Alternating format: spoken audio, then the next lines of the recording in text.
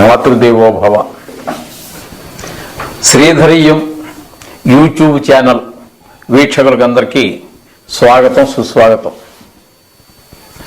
2024 January నెలలో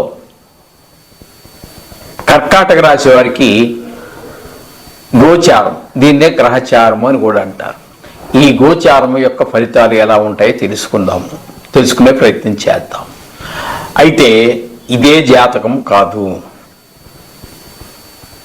లగ్న జాతకాన్ని కూడా చూపించుకోవాలి. ఇది గోచారం మాత్రమే. ఆ జాతకంతో దీన్ని అనుసంధానం చేసుకొని చూసుకోవాలి. అయితే ఇక్కడ మనం చెప్పుకోవాల్సినటువంటిది ఏంటంటే, మనం ముఖ్యంగా పోయినసారి మనం సంవత్సర ఫలితాల్లో గురు, శని, రాహు, కేతువుల యొక్క ఫలితాల గురించి మనం చెప్పుకోవటం జరిగింది. అందుచేత అవి అలాగే ఉన్నాయి, అవి ఏం మారలేదు. కాబట్టి వాటిని ఒకసారి చూసుకోండి, వెనక్కి వెళ్ళి చదివి ఉండకపోతే చూసుకోండి. సబ్స్క్రైబ్ చేస్తే మళ్ళీ మీకు అన్నీ వస్తాయి, ముందుకు కూడా వస్తాయి. అందుచేత అక్కడ చూసుకోండి. చూసుకున్నట్టయితే మీకు ఆ ఫలితాలు అలాగే ఉండంగా, ఇకపోతే మిగతా 5 గ్రహాల్లో చంద్రుడిని పక్కన పెట్టినట్టయితే రవి, బుధ, కుజ, శుక్రుల యొక్క సంచారం గురించి మనం మాట్లాడుకుందాం. చంద్రుడిని గురించి మనం ఏమీ చర్చించుకోవట్లేదండి. అది వార ఫలాల్లోనూ దినఫలాల్లో మాత్రమే మనం చర్చించుకోగలము. మాస ఫలాల్లో కూడా 2.5 రోజులకే మారిపోతారు కాబట్టి, ఆయన 2.5 రోజుకు 2.5 రోజులకే మారుతారు కాబట్టి ఆయన్ని ఇప్పుడు ఇక్కడ మనము ప్రస్తావించటం లేదు, ప్రస్తావించడానికి అవకాశం లేదు. ప్రస్తావించట్లేదంటే నేనేదో కావాలని కాదండి, ప్రస్తావించడానికి అవకాశం తక్కువగా ఉంటుంది.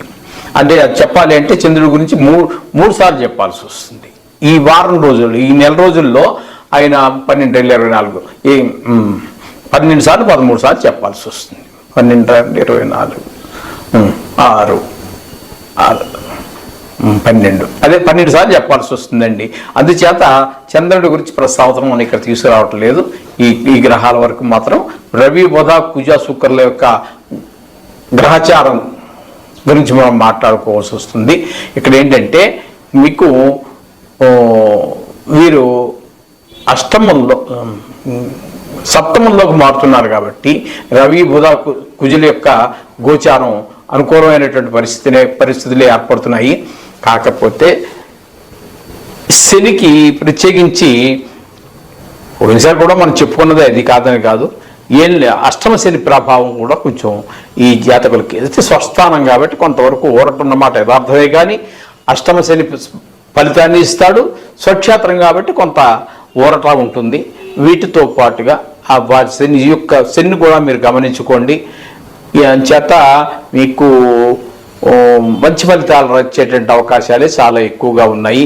ఈ వీరికి కొంచెము ఈ మనం చెప్పుకున్నటువంటి, మనకి సంవత్సర ఫలితాల్లో చెప్పుకున్నటువంటి అప్పుడు ఫలితాలు ఏవైతే ఉన్నాయో, శనికి మనం బాగాలేదని కూడా చెప్పుకున్నాం, శుభాశుభ ఫలితాలు ఇస్తారని చెప్పుకున్నాం. రాహు 9లో ఉన్నాడని కూడా మనం చెప్పుకోవడం జరిగింది.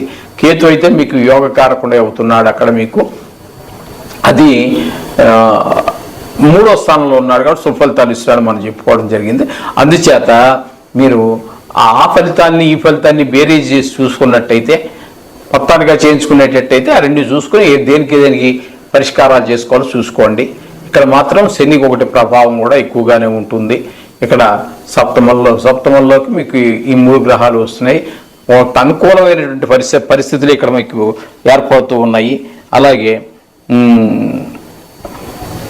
అష్టమ శని కోసం గురించి కొంచెం ప్రత్యేకమైనటువంటి శ్రద్ధ తీసుకోండి, ఉత్సాహంగానే ఉంటుంది.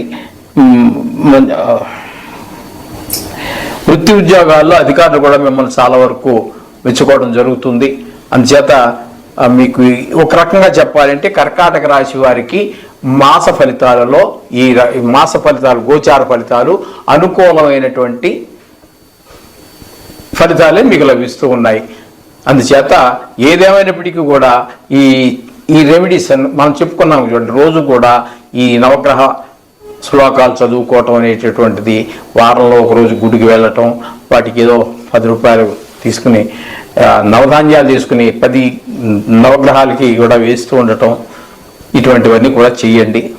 శనివారం రోజు ఏమైనా వీలు పడితే నెలలో ఒకరోజైనా ఆ అష్టమ శని ప్రభావం తగ్గడానికి, స్వక్షేత్రమే కొంతవరకు తగ్గినప్పటికీ ప్రభావం కొంచెం ఉండనే ఉంటుంది. కాబట్టి నెలలో ఒకరోజైనా శనివారం రోజున కాస్త వెళ్ళి ఒక 10 రూపాయలు నువ్వుల నూనె తీసుకొని వారికి అభిషేకం చేయండి. అంచేత అవన్నీ చేసినట్టయితే మీకు అనుకూలమైనటువంటి ఫలితాలు నవగ్రహాలు మీకు ప్రసాదిస్తాయి. వాటి వల్ల తద్వారా మీరు ఆనందమైనటువంటి జీవితాన్ని గడపడానికి అవకాశం ఉంటుంది. ఆ విధంగా పరిష్కారాలు చేసుకోండి. నూతన సంవత్సరంలో మీ అందరికీ సర్వశుభాలు కలగాలని మనసారా దేవుని ప్రార్థిస్తూ శుభం భూయాత్తు. మాతృదేవో భవ. శ్రీధరయ్యం యూట్యూబ్ ఛానల్ వీక్షకులందరికీ స్వాగతం, సుస్వాగతం. 2024 జాన్యువరి నెల సింహరాశి వారి యొక్క గోచార ఫలితాలను మనం చూసుకుందాం. ఒక్కసారి ఎలా ఉంది ఏంటి అనేటటువంటిది. మనకి పోయిన ఎపిసోడుల్లో మనము సంవత్సర ఫలితాలు చెప్పుకోవడం జరిగింది. సంవత్సర ఫలితాల్లో మనం గురువు, శని, రాహువు, కేతు 4 గ్రహాల గురించి మనం చర్చించుకోవడం జరిగింది. అవి ఈ సంవత్సరం వరకు మారేటువంటి ప్రసక్తి ఏం లేదు. కాబట్టి గురువు మధ్యలో మారుతాడు అనుకోండి, మే 1ని. కానీ మొత్తం మీద ఇప్పుడు ఈ జాన్యువరి నెలలో మారేటువంటి పరిస్థితి లేదు. కాబట్టి అవే ఫలితాలు ఇప్పుడు మనకి అప్లికబుల్ అవుతాయి, అవే ఫలితాలు మనకి అన్వయిస్తాయి. ఇకపోతే మిగిలినటువంటి 5 గ్రహాల్లో చంద్రగ్రహం పక్కన పెట్టండి. ఎందుకంటే అది ఈ 2 రోజులకే మారిపోతూ ఉంటుంది. 2 నుంచి 2.5 రోజుల లోపల మారుతూ ఉంటుంది. కాబట్టి దాన్ని కాసేపు పక్కన పెడదాం.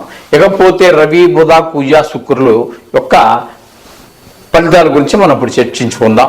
చర్చించుకున్నట్టయితే ఇక్కడ మనకి ఈ సింహరాశి వారికి ఈ రవి, బుధ, కుజులు వీళ్ళందరూ కూడా 6వ స్థానంలో యోగిస్తారు.